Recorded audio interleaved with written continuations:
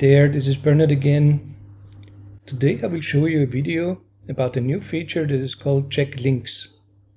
It can help you either as a separate test case or in combination of your existing regression test case to identify broken links on any of the pages and every page that your test case visits.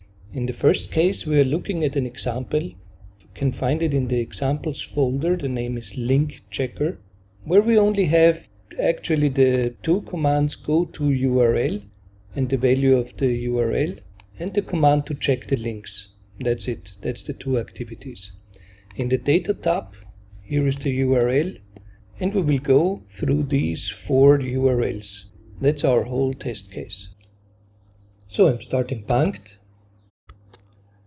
I have the link checker Excel sheet as the test run. The settings I will execute with 2 parallel runs, and we can start baangt.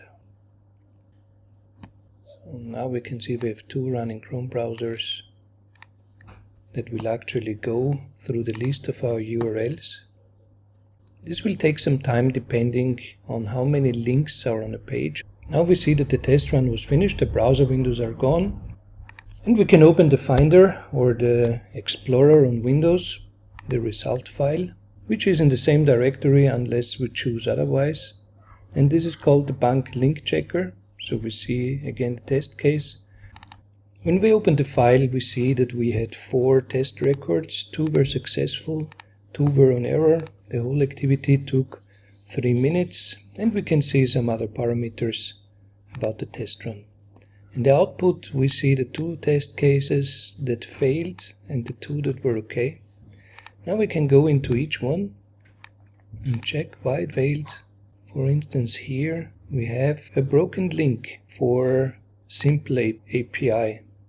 Here we have a 405 return code from Instagram.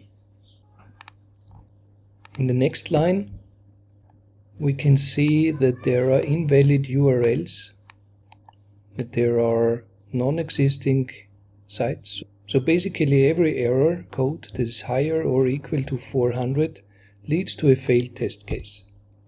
In the data file, you can of course add multiple other addresses and have it as a regression test for all your pages where you want to check that after a deployment, still all the links are working.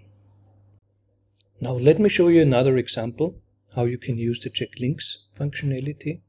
We are here in the example file PDF download compare. That has a few more lines than the previous example.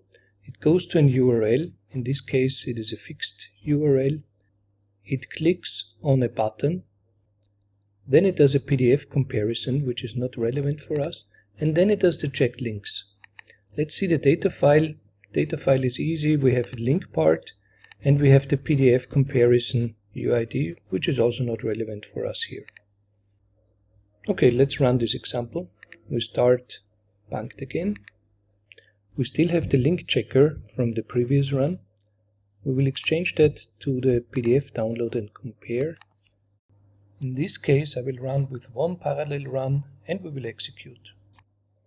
We can see again browser coming up, navigating to the page that was in the test case. Now it will execute all the downloads, and we can see the result a bit later. Now the test run is finished, and we can look in the Finder for our file, which is here the PDF compare. We open it. We can see 3 test cases were executed, 3 were successful. The whole activity took 52 seconds. Now we go into the output again. So we can see that all the links were checked successfully. So that's the reason why all the 3 test cases are in status OK.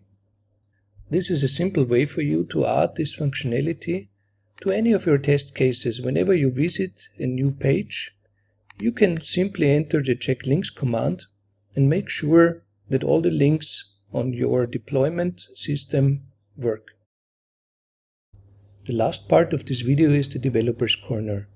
It is intended for people who want to subclass existing functionality and enrich it. The first method that has to do with the checkLinks is in baangt base browser handling the method checkLinks.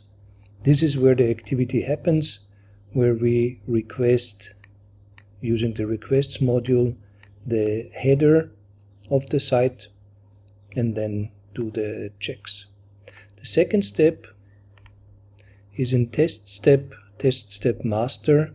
Again, the method is called checkLinks, and here we add the result from the browser session that we just saw to the test case data dictionary, and we set the test case status to error if any of the links had a return code higher than 400.